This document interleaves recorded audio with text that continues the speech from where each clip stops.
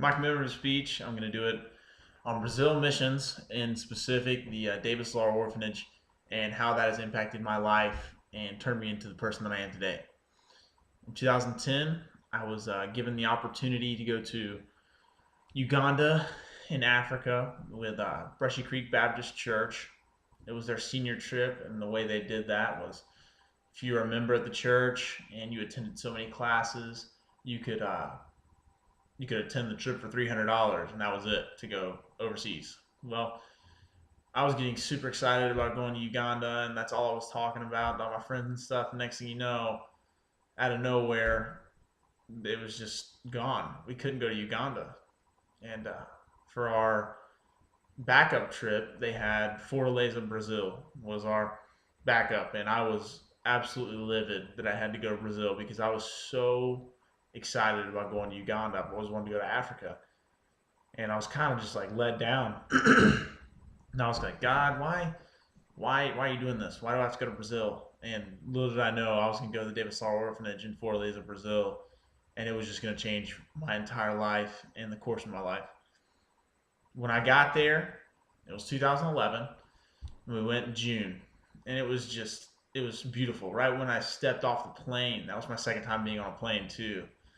It was a whole other world. It was so new to me. All the smell, the scenery. It was amazing. And I literally just it was hard for me to take it all in. When I got to the orphanage and saw these children, they literally they took my heart, every single one of them. And from that week trip that I went on, I knew that God was calling me back there. I didn't know for how long or why, but when I got back, I just knew. So I spent time in prayer, and I was just like, God, if you want me to go to Brazil, I'll go to Brazil. But I just I don't know. And that's when Acts 1:8 was given to me. This is my Bible. Acts 1:8 was given to me by a pastor, and it just says, "Go tell the world about the good news." It says, just go tell it. That people need to hear it and they need to know it. So it's our job as Christians to go tell it. Pastor Ken taught me that at Rocky Creek Baptist Church, where my parents are members. So then I just decided, I was like, okay, I'm dead set on going to Brazil. So I obviously need to learn the language. So I went and bought Rosetta Stone for Portuguese, and it was definitely an experience trying to learn some Portuguese. It was one of the toughest things I've ever had to do in my life, but I kind of stuck with it, and I learned as much as I could of it. And when I got there, I was just immersed in the culture. I went for a month and a half, and seeing all the children that were at the orphanage and seeing how they'd grown up in 1 year literally blew my mind. There was one girl in particular, her name was Victoria. She was just the sweetest little girl, and she had my heart. Her and this little girl named Gabby.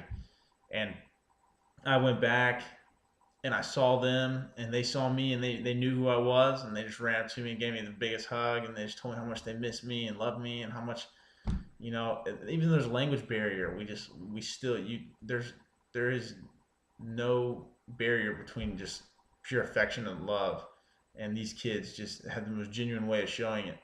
And for them to be as happy as they were with literally not having anything, they don't have a parent, they don't have anybody to look up to, but there are two people there that own the orphanage and run it, and Paige Anderson and Mark Anderson, and they invest in these kids' lives, and they show them everything that the way God wants them to live, and it's so encouraging to know there's still people out there like that in this world.